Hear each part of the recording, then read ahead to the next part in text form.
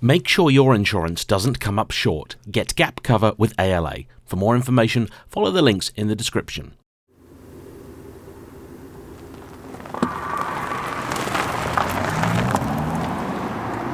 Hello everybody. I think it's fair to say that for us petrol heads, the EV has a bit of an image problem. Yes, we know they're fast. Yes, we know they can be luxurious. Yes, we know if you can charge them cheaply at home, they are also very economical. But when you talk to any dyed-in-the-wool, Lotus-loving, lightweight obsessed type, the one thing you'll never hear an EV described as is fun. And yet, when the Hyundai Ioniq 5N came to market, the F word started appearing in reviews. So, is it really that good? With Ferrari this week having just announced their first all-electric car, is it now a Korean crossover that the prancing horse has to beat? Well, find out in today's episode of JayEmm on Cars.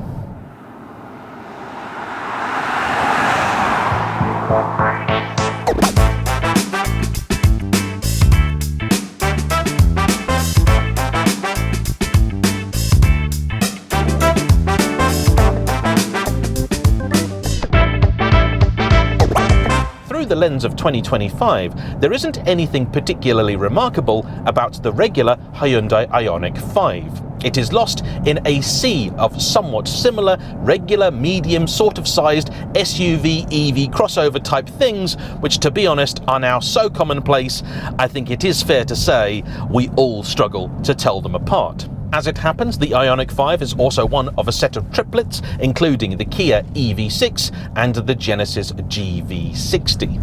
And although outside and in, stylistically, all three have their own identity, the Kia being the slightly bolder, more youthful orientated car, and the Genesis the more luxury upmarket one, the Hyundai then having some retro futuristic styling touches, they are all effectively the same thing.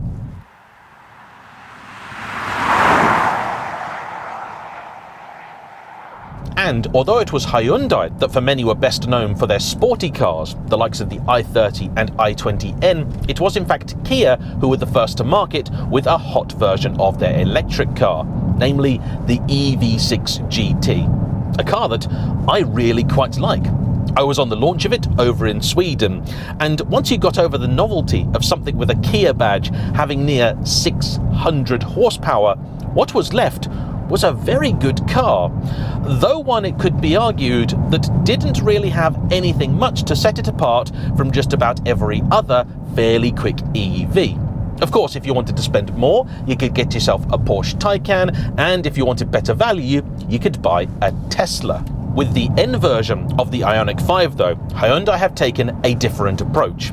Yes, it has a bit more power than the Kia. By default, this has just over 600 horses. Press the N Grin Boost button over here, the most Japanese thing I've ever heard from a Korean car company, and you'll be given 650 horsepower, all courtesy of a pair of electric motors, the rear being a bit larger than that at the front for a rough distribution of power of about 1/3 to 2/3. Like the EV6 GT, the car also features adaptive dampers, which here, in their normal setting, are actually doing a very good job. The car is sized quite curiously. In photos, it does look like a hatchback, but in person, you can tell it's not. Feels like someone's taken a Ford Focus and photocopied it at plus 20%. The height really is the big giveaway. Now this car's owner, Ross, is actually 6'4", and even with my famously long torso, he sits higher in the seat than I do. Even so, both of us have got quite a bit of headroom, and even with him in the seat, there's lots of legroom behind too. The boot is a good size as well, and as a normal, ordinary thing goes, this car does quite well. The range, as with many EVs, is not quite as good as he would like. Overall, he says, you can bank on getting about 200 miles out of the car, and he admits when he does drive it, he tends to do so vigorously, but still, he does wish it to get a little bit more. The battery here is 84 kilowatt hours, the one and only choice you could have with the 5N. And as for options, well, there aren't really many to choose from at all. All you've got is the colour, This, the beautiful Soltronic orange, and the option of a panoramic roof, non-opening. Like the EV6 GT, these seats are manually adjustable. All Ioniq 5s built from mid-2024 onwards feature a mild facelift for the exterior and an updated infotainment system, which all works very well indeed. It's your classic modern-day combination of lots of screens, but here they've also given you some physical buttons as well, chiefly for your radio, oddly not so much for the HVAC. They're all touch buttons, but still it works okay. This center console here, which features both USB connections and wireless chargers for your phone, also has in it nice integrated knee pads for when you're going through a bend. The interior quality might not be quite as good as you'd like it to be in a car that costs £65,000, but I suspect that is the compromise made for a car which has the performance potential of this. And I'm sure you know about it already, but the 5N's party piece is not its power. Instead, the 5N's party piece is how it can deploy it.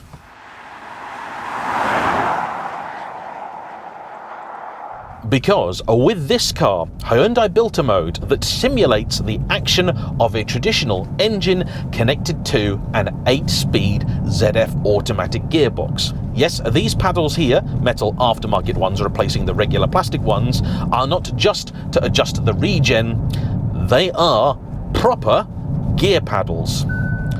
So, what's the car like when you want to have a bit of fun? Well, first, I'm going to put my foot down in normal mode and see what it's like.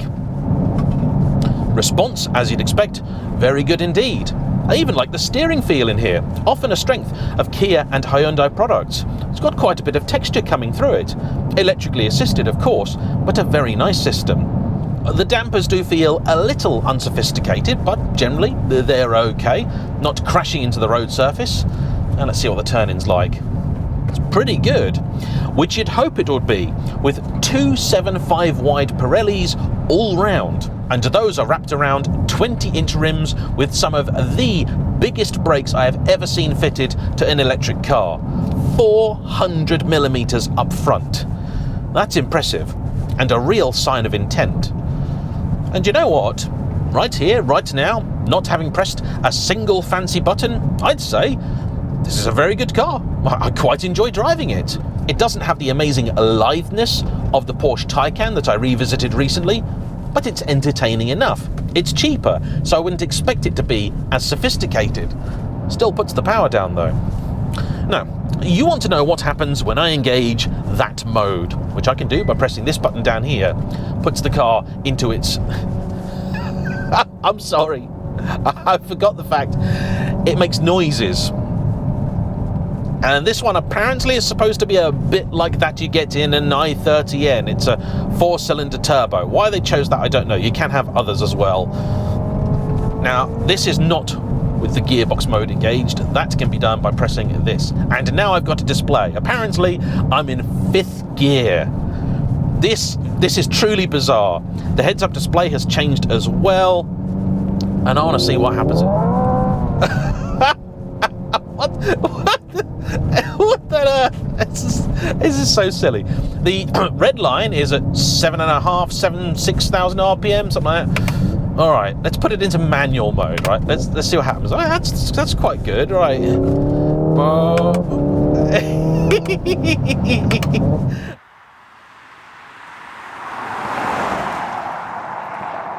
It's all fake, right? It's all silly. We know that, don't we? But here's the thing.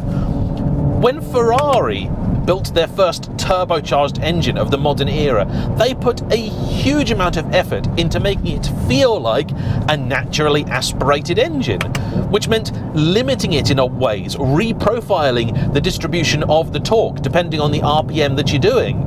The feel of a Ferrari's engine is sort of fake. And this gives me something to do. I mean... I wonder if it can bounce into its own rev limiter. Let's find out. Let's get through these bends first off. I mean, it's weird how naturally it comes to you just sort of doing this kind of thing. Brake pedal's quite nice, not massively feelsome, it's quite firm. Right, here we go. I'm going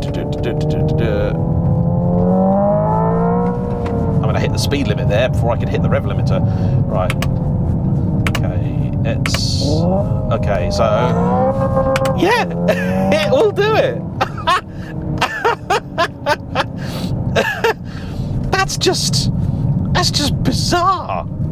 I quite like it. And it builds the power as well. I know it's a total cliche. I know it's all completely fake. And I know there are people out there that are going to be utterly enraged by the concept of this. But it does work.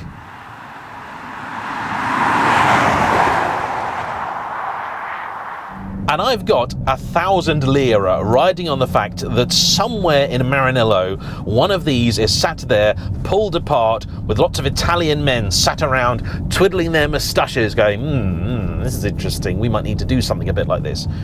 Because, here's the thing, right, this is an electric car, but you drive it now like it wasn't. You just do what you want, and then you get to town, of course you press the button, turn that mode off, and then you drive it like a normal EV. Now, the thing I haven't tried is the Grin Boost mode, which gives me 10 seconds of that peak 650 horsepower figure. Now, that you can't use with the simulated gear shift, you've just got to let it do its own thing. So I'm going to get out of town and try that. Now, when I did press Ross's custom button, one of the other things that happened was the car put itself into its firmest suspension mode. And you do notice a big difference. Car is a lot bouncier, it's a lot firmer. You do though get a good bit of control, a bit more weighting in the steering, I think. Yeah, a little bit. Now in front of me we've got an MG4, which actually in a lot of ways looks kind of similar to this. It's like a Temu version of the Ioniq 5. The one I really never understood is the Ioniq 6. Very strange styling that. And I think for that very reason, you can get to those quite cheaply. A lot of car. I gotta say, there's a lot of people out there just don't like EVs for any number of different reasons, either good or bad. You cannot deny, though, there are some real bargains to be had. And I've often said that I think a lot of the reason people don't tend to like EVs is because, well, they have all the same issues as modern cars. All this safety stuff, this highly intrusive, annoying messages and beeps and bongs and things, that's not here because it's an EV, that's here because it's a car from 2024. Hey, all right, let's get a little bit of a gap up front and I'll engage the Grin mode and we'll see what she's got. Right, okay. Oh, it's counting down. 8, 7, 6, 5. So I got, whoa, that's quick. That's really quick. That's not like savagely face falling off fast. I have definitely experienced quicker cars, Taycan Turbo S, for example. It's not as fun though as the fake gear shift. I'd rather have that back. All right, something controversial. I think this actually is a little bit more entertaining a gearbox than in the recent Porsches I've driven. PDK of late has become a little bit dull, a little bit boring. They've kind of taken the edge off of it.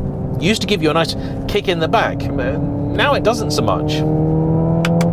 This is a bit more Ferrari-like. What's the turning circle like? I have been told it's not good. And that was correct. What happens if I just gun it in first, do you think? Okay. It is clearly metering out that power because with the amount it's got in first, it probably should have lit up some tyres.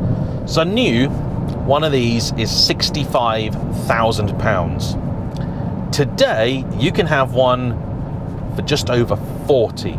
There were a couple for sale under, but from places I would never buy a car from. Grip in the Benz is good.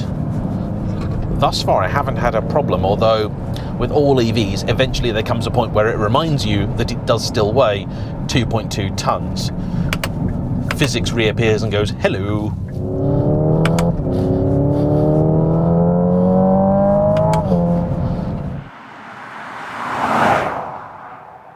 Certainly quick enough. For number fiends, 0 to 62 in here is allegedly dispatched with in just 3.4 seconds, although there are some out there who've timed it and said they can do better, which I thoroughly believe, because when I was on the launch of the EV6 GT, Petrol Ped put some timing kit in that and recorded a time of just over 3 seconds, and that was in a car with less power. Top speed, just over 160. And what I love about this car is the fact that Ross, who's bought it, is a petrol head that, like me, loves a bit of everything. So his first car was a Fiesta Z-Tech. He later then had a BMW M4. He's from a petrol-heady family. His brother's got a Focus RS. And he didn't buy this because it was electric.